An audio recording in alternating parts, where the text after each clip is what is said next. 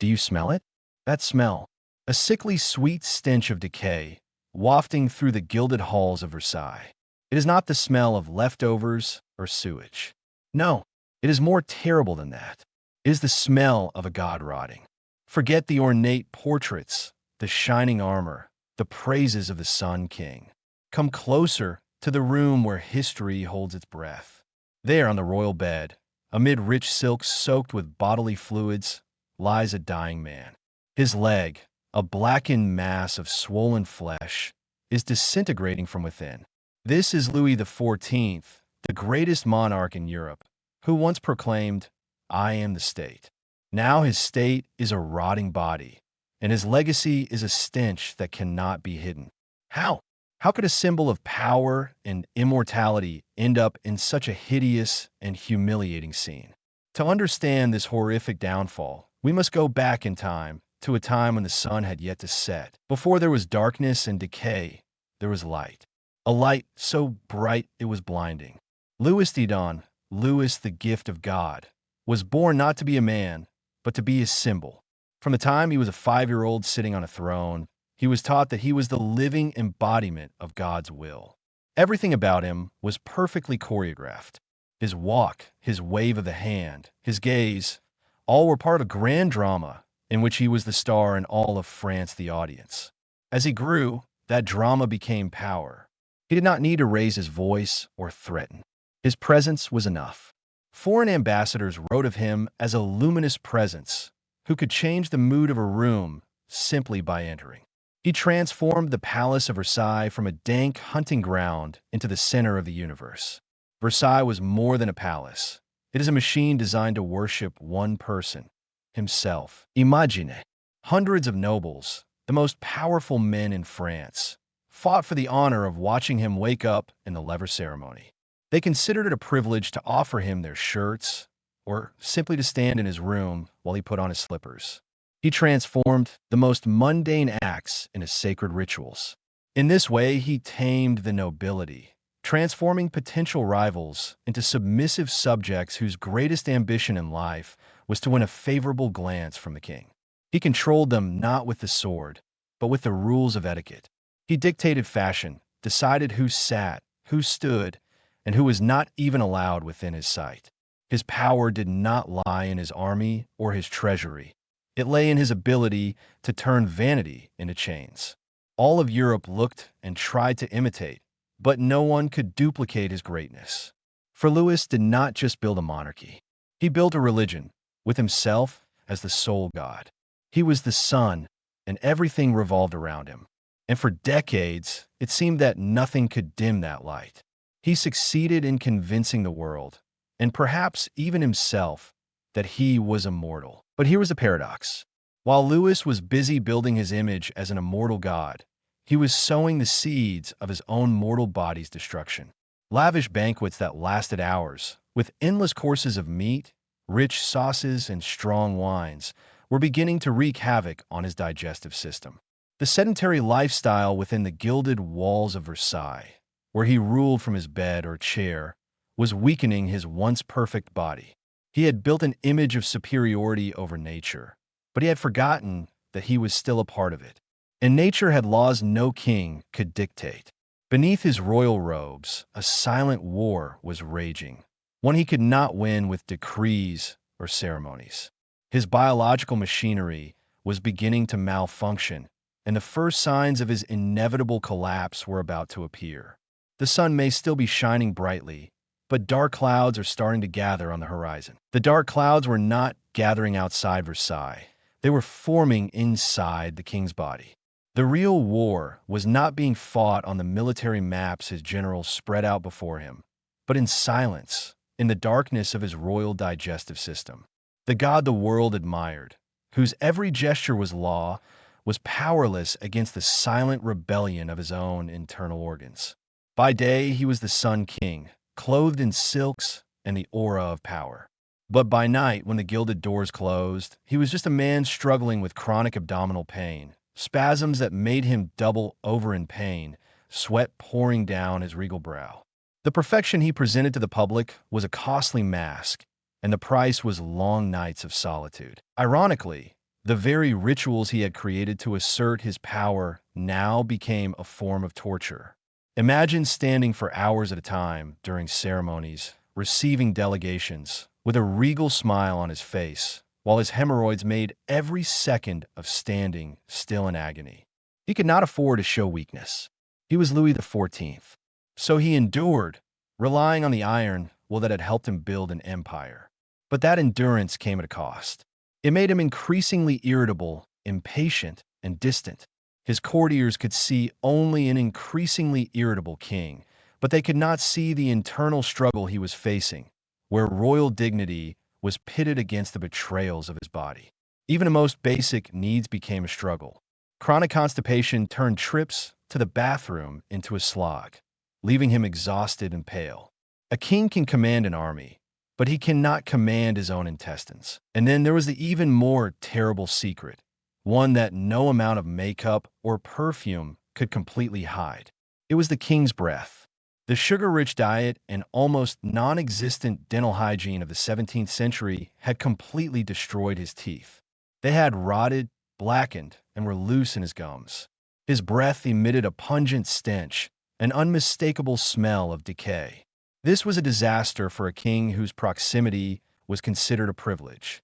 Foreign ambassadors, when granted a private audience, were put through a real test. They had to stand close to the king, listening to his golden words, while trying their best not to appear disgusted by the stench of death that emanated from his mouth. They would smile, bow their heads, but inwardly they held their breath, praying for the audience to end. Louis, of course, was aware of this. He used more and more perfumes, chewed on aromatic herbs, but all in vain. The smell was a constant reminder, an indelible humiliation, that beneath the crown and powdered wig he was still only flesh and blood, and that body was beginning to decompose even as he lived. These cracks, at first just crow's feet on the surface of an otherwise perfect statue. To the outside world, the Sun King was still there, majestic and radiant. He still presided over council meetings, still shaped foreign policy, and was still the center of the Versailles universe. But to those closest to him, and more importantly, to himself, the illusion had begun to waver. The fight against his body's deterioration had consumed too much of his energy. It forced him to retreat into a more private world, relying more on his trusted servants and confessors.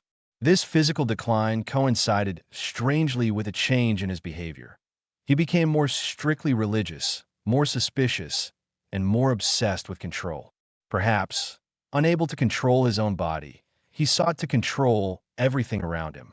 These health problems, while humiliating, could still be hidden. They are invisible enemies, but they are weakening the foundations of the fortress. And soon a new enemy will appear, a visible enemy, more open and ruthless, an enemy that cannot be hidden behind closed doors or a cloud of perfume. A small wound will soon appear, and it will be the end of it all. That enemy had come, not in the form of a shadowy assassin or an invading army, but as a small spot on the king's left shin.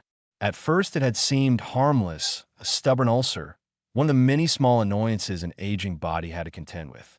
The royal physicians, the most confident in France, had approached it with their usual confidence. They had applied ointments, applied herbs, and recited prayers. But the wound had not abated. It had defied both medicine and faith. Instead of healing, it had begun a slow, terrifying transformation. The red mark had darkened, turning purple like an old bruise, and finally, a grisly, black mark had begun to spread from the center. It was no longer a wound.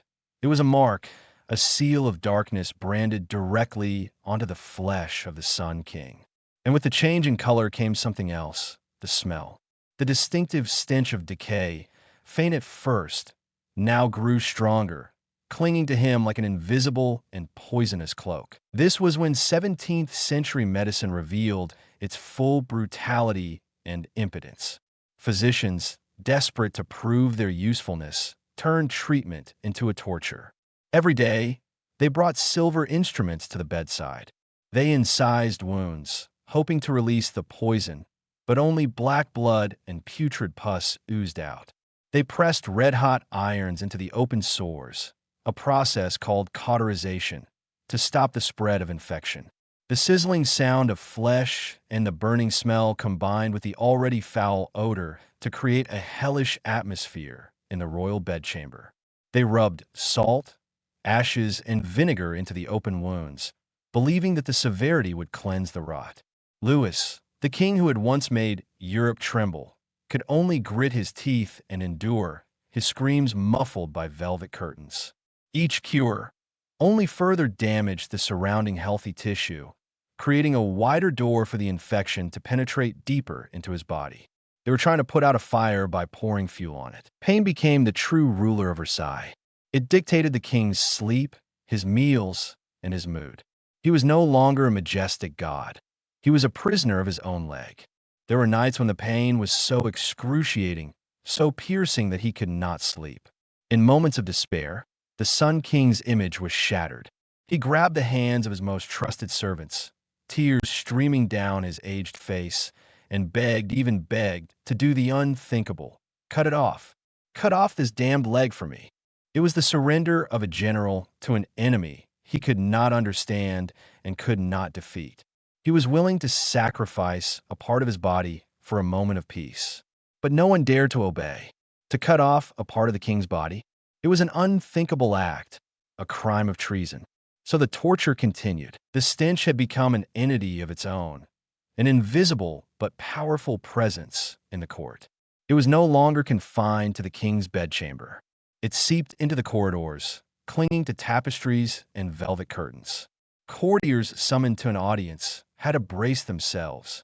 They would perfume their handkerchiefs and discreetly hold them to their noses, but they could not resist. Nobles were said to have rushed outside to vomit behind the tapestries. A foreign envoy, accustomed to the formalities of the ceremony, was said to have fainted on the spot and had to be dragged from the room. The king's personal rot now poisoned the public sphere. It was an undeniable fact, a visible and olfactory reminder of the fragility of power. The king who had once been the center of admiration was now the center of a disgust that everyone tried to ignore. Finally, a word was spoken by the physicians in hushed consultations, a word that carried the final verdict: gangrene. Gangrene. This was no ordinary wound. It was death eating him alive from below. The mark of death was evident, and now the battle was not just on the flesh. It was beginning to invade the last stronghold, the king's mind. The pain did more than eat away at his flesh. It ate away at his mind. As gangrene invaded the king's legs, another, invisible but equally vicious form of gangrene began to invade his mind. The king, once renowned for his razor-sharp intellect, capable of weighing the most complex matters of state while keeping an eye on the minutiae of his court, was now lost in his own head. In council meetings, ministers would speak on matters of war, taxes, and diplomacy, but the king's gaze would wander. He struggled to stay focused, his mind constantly drawn to a single reality: the throbbing pain in his legs and the stench he could not escape. Sometimes, in the midst of an important discussion, he would suddenly fall silent, his face contorted by sudden pain. The ministers would pause, the air in the room tense, all pretending not to notice the decline of the king they once feared.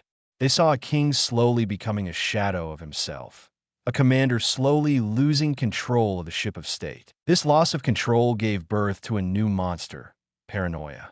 Unable to trust his own body, Louis began to distrust everyone and everything around him. The fear of assassination, a constant fear of every king, now became a morbid obsession, dominating every aspect of his daily life.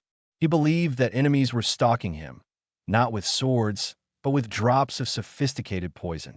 He refused to let any doctor he had not known for a long time examine his wounds, fearing that their instruments might be laced with poison. Every remedy, from topical ointments to oral painkillers, had to be prepared in the presence of someone he trusted. At times, he even demanded that others taste the medicine in front of him. This fear turned the king's bedchamber into a heavily guarded fortress. His food was prepared in a separate kitchen by a small team of chefs who had served him for decades. He banned certain perfumes from his room, suspecting that they might mask the smell of poison. The curtains, The sheets, even the air in the room were suspect. They were changed and checked constantly. A priest was always on hand, not only to pray for his soul, but also to bless every object brought near his bed, from the silver spoon to the basin of water. On the surface, it seemed like the act of a madman. But on closer inspection, it was perhaps the last effort of a man obsessed with control. Having lost all control over his own physical domain, he tried to impose absolute, however irrational, control in the small world that remained around him. He cannot stop the rot from within, so he tries to block any threat, however imaginary, from without. This paranoia erected an invisible wall between Louis and the rest of the world, isolating him completely. No one dared to offer advice or suggestions that went against his wishes. One story is told of a brave servant who once suggested that opening the windows to let in fresh air might help the king feel better.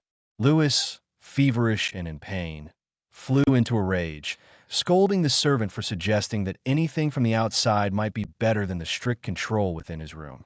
From that day on, no one dared to offer any advice. The court learned a new lesson. Silence was golden. Courtiers, nurses, and servants moved like ghosts, speaking in hushed tones and answering only when asked questions. The atmosphere at Versailles, once alive with conversation, music, and laughter, became eerily quiet. The silence was not peaceful. It was the silence of fear. The palace that Louis had built to project his power over France had now become his personal prison, a place where he was both the jailer and the sole prisoner, imprisoned by physical pain and the demons of his mind. And in that eerie and oppressive atmosphere, the entire court began to participate in an even more absurd drama. In that prison of silence and fear, the most bizarre and absurd play in the history of France was performed every day. It was called the Normal. The actors were the entire court of Versailles, and the sole spectator, the director and reason for the play's existence, was rotting in his hospital bed. Despite the king's horror, the ritual machine he had spent more than half a century constructing continued to function mechanically, as if it had a soul of its own. This functioning was no longer an expression of reverence. It was an expression of collective denial, a desperate attempt to cling to a reality that no longer existed. Picture a council of ministers meeting. The most powerful men in the kingdom, dressed in their finest, stand around the king's bed. They discuss military strategies on the border, an impending economic crisis, complex diplomatic alliances. Their voices are deep and serious. But just a few feet away, the man at the center of all these decisions is submerged in a chaotic cloud of medicine, sweat, and stench. Propped up by dozens of pillows, his body is almost motionless, his eyes glazed over, his breathing ragged. Occasionally, a groan of pain will escape his lips, interrupting a rousing speech about the glories of France. For a moment, everyone falls silent, an awkward silence filling the room, before the minister clears his throat and continues as if nothing had happened. They're discussing the future of a nation alongside a man with little future left. It was the height of absurdity, a scene no playwright could have imagined. The daily rituals continued in a ghostly form. The nobles still gathered to witness the king's awakening. But instead of a majestic king emerging from behind a curtain, they saw a shriveled figure, laboriously tended by nurses and servants. They bowed deeply, their faces expressing practiced reverence, but their eyes glanced at each other in fear and disgust. They took shallow breaths to ward off the stench that hung in the air. They murmured empty wishes of health, then quickly retreated, relieved to be out of the stuffy room. Outside, they might retch behind a curtain or rush to a fresh air spot. But when they returned, the mask of calm was back on.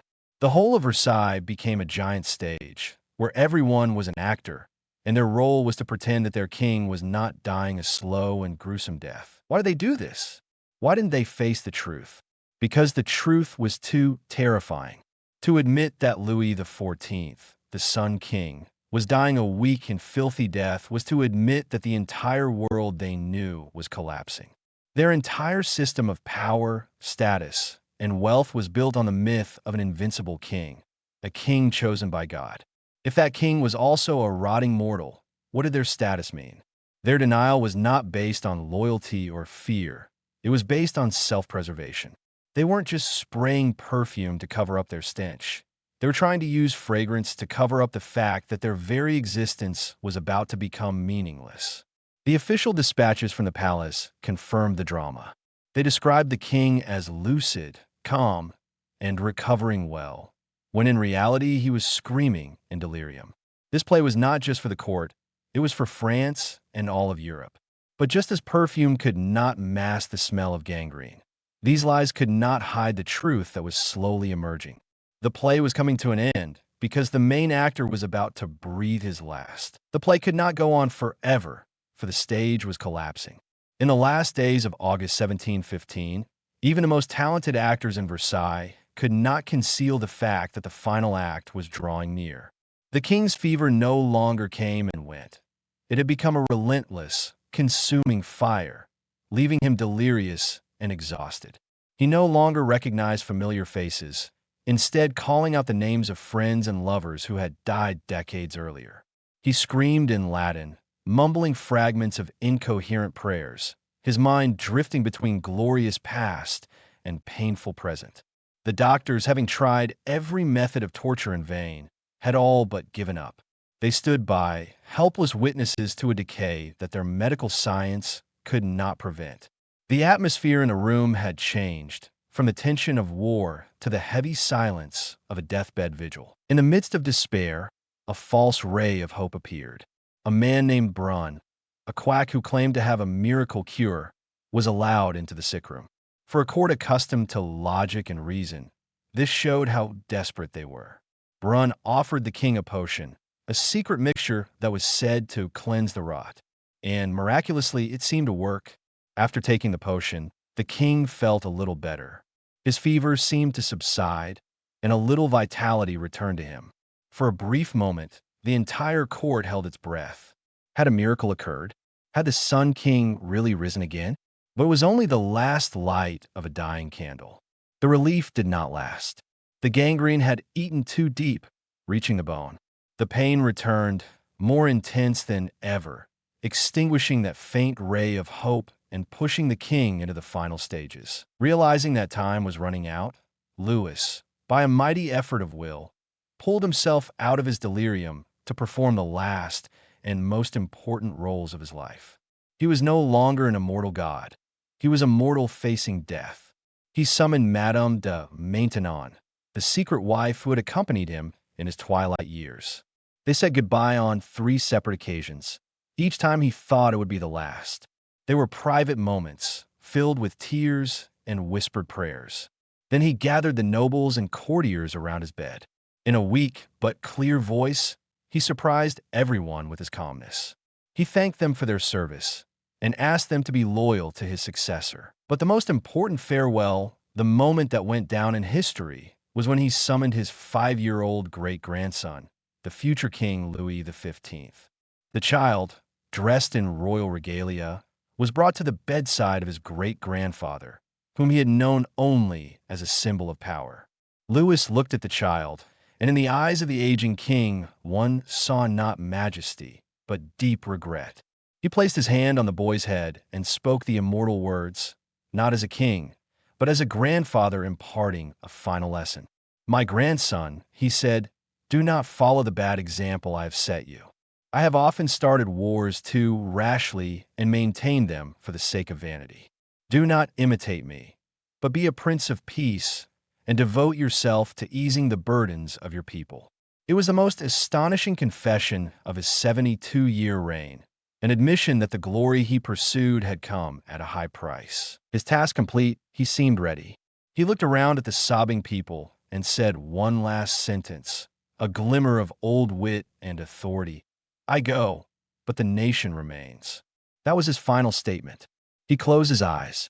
His breathing became slower, shallower. The room fell silent, save for the ticking of the grandfather clock. And then, early in the morning of September 1st, 1715, just 4 days before his 77th birthday, that breathing stopped altogether. The Sun King had set. Silence fell over Versailles. The longest reign in European history was over. On the bed lay a corpse, and that corpse contained a final, horrifying secret that was about to come to light. Death was supposed to bring closure, a release from pain and humiliation.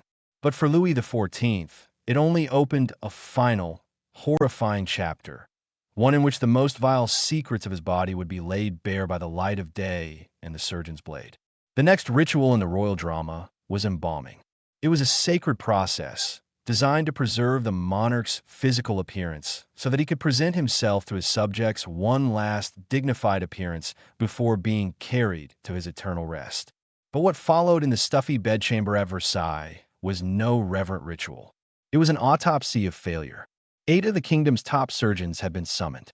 As they entered, the hush of mourning was immediately overwhelmed by something more powerful, the stench. It was worse than before, thick and sickly sweet, the smell of decomposition in its final stages. They went about their work in tense silence, not out of reverence, but out of shock.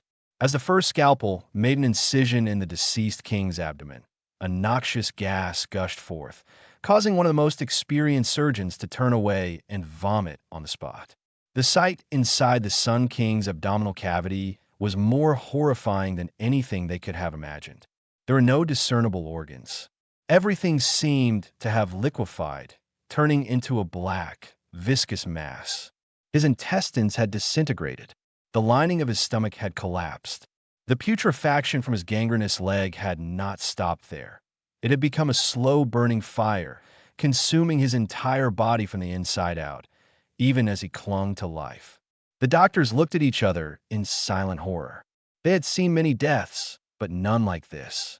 This was not the peaceful passing of a king. This was self-destruction at the cellular level. For hours they tried in vain to carry out their task. They scooped out the putrid liquid, trying to clean out the empty cavity. They stuffed it with pounds of fragrant herbs and rolls of linen soaked in the most expensive perfumes and spices. But it was a futile effort.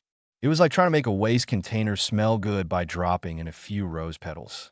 The stench from within was so strong, it overwhelmed everything else.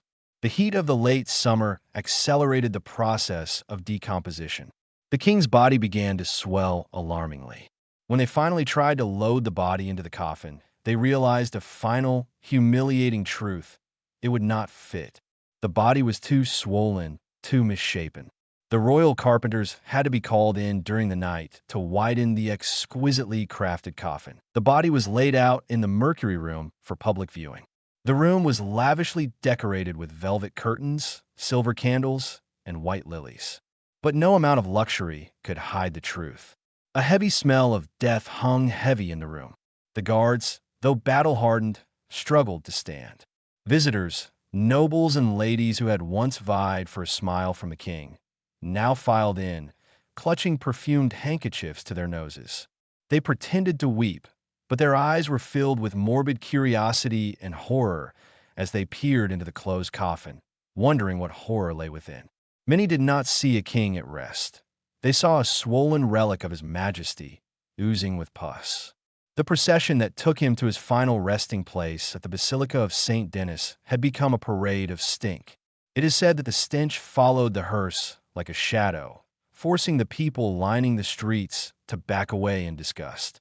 One chronicler described the funeral not as a farewell, but as an exorcism, an attempt to purge France of the rotting presence of its dead king. Trumpets sounded, bishops chanted, but all the pomp rang hollow in the face of the naked, stinking reality of decay. The king who had built Versailles to reach immortality could not even have a clean death. When the stench of St. Denis finally cleared and the royal crypt was sealed, France breathed a sigh that was not entirely mournful, but almost a sigh of relief. The death of Louis XIV was, after all, not just the passing of a king. It was the collapse of an illusion that had been maintained for 72 years. The man who had made himself a god, who had declared, "I am the state," had finally been defeated by an enemy he could not control, his own mortal body. The contrast between myth and reality was brutal and undeniable. On one side was the image of the Sun King in his golden armor, the invincible monarch who had built Versailles. On the other was a bloated, leaking corpse with its entrails liquefied, a thing so horrifying that it had to be hastily buried as a source of disease. His death exposed a stark truth. You can build the greatest palaces, but you cannot build a wall to stop the rotting of flesh. The legacy he left to his 5-year-old great-grandson, Louis XV, was as rotten as his body. On the surface, it was a mighty kingdom, the center of European culture and power. But beneath its gilded veneer lay a rotten reality. The national treasury had been drained by Louis XIV's endless and frivolous wars. Decades of pursuit of glory had left huge debts that would be borne by generations to come. The people, especially in the countryside, were exhausted by heavy taxes and repeated famines.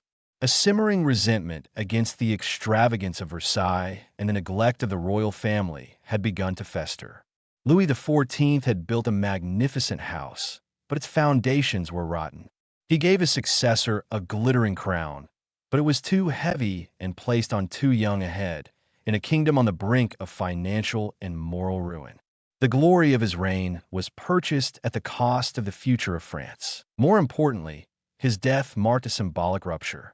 Throughout his reign, he had succeeded in merging his image with that of the nation. He was France, and France was him. But his grisly death shattered that union.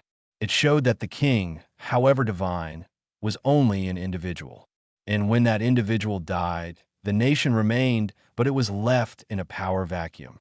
The system of absolute monarchy he had perfected proved too dependent on the personal strength and extraordinary longevity of one man. His successors, living in the Sun King's great shadow, would never be able to fill the void. They inherited the rituals, but not the majesty. They inherited the palace, but not the real power. The slow collapse of the 18th century French monarchy, leading to the bloody revolution of 1789, could be said to have begun in the fetid bedroom of Louis XIV. His death was more than an end. It was a prophecy. Ultimately, the story of Louis XIV's final days is a timeless lesson in human arrogance and finiteness. It is a reminder that no earthly power, no matter how absolute, can defy the laws of nature. He spent his life building a monument to his immortality, but in the end, a tiny cluster of bacteria in his body brought him down more easily than any army of enemies. His story proves that beneath every crown is a skull, that even the sun must set, and that in the final confrontation between human will and biological decay, there is always only one winner. Decay makes no distinction between kings and commoners. It is a great and ruthless democrat. Louis XIV's reign may have ended with a trumpet blast at his funeral, but the real lesson of his life ended with a silent whisper in the tomb. All things return to dust. When the dust of history settles, the story of Louis XIV's death is no longer an indictment of the failures of medicine or the horrors of disease. It becomes a profound parable about the nature of power and existence.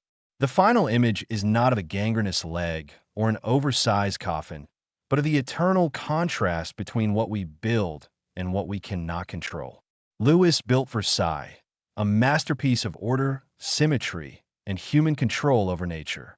But it was nature, in its most subtle form, that rose up from within to reclaim his body. His legacy, especially his last words to his great-grandson, reveal a glimmer of final self-awareness. After a life steeped in glory and self-adoration, he realized the futility of his wars and the burden he had placed on his people. Perhaps in the silence of his sick room, faced with his absolute powerlessness, he truly looked at his legacy for the first time, not through the lens of propaganda, but through the lens of truth. This story still resonates today, not because of its gruesome details, but because it touches on a universal fear and truth. It reminds us that every empire, whether political, financial, or personal,